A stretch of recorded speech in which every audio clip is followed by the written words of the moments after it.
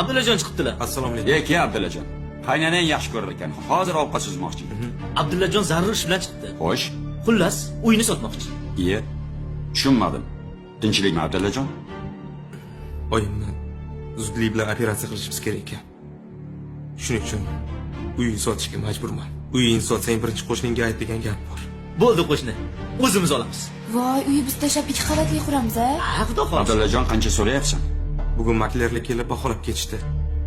80 mingga ketadi deyishdi. Lekin hozir operatsiyaga o'tishim juda ham zarur. Qo'shni, 30 ming bo'lsa hozir sanayman, dada. O'zimiz olamiz. Qani boy? Puling bormi? 30 ming olib chiqchi. Hozir, yur onasi. Mana qo'shni. Xohlasangiz sanab oling. Lekin ertaga albatta notariusga borishimiz kerak. Abdulla. Pullan. Oling. Topganingni berarsan. Iye. Dada, Bermasang ham mayli. dada. Vaqt ketkazma. Tur o'g'lim. Tur. Bor, onangni davola. Dada bu nima deganingiz? O'chir ovozingni. Tur Abdulla. Rahmat, bahodir aka.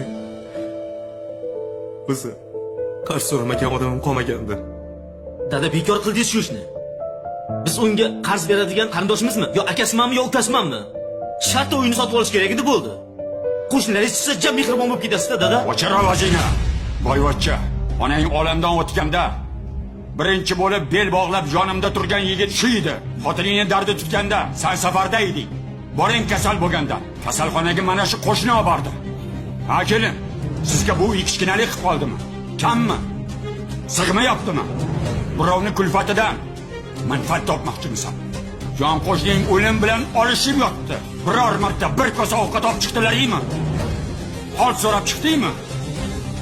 Eskilar bekorga aytmagan. Qo'shning yaxshi bo'lsa, uni menga sot deyishdi. Nima? Otni o'limi, itni bayramimi? Men senga shunaqa tarbiya berganman. Ahmoq!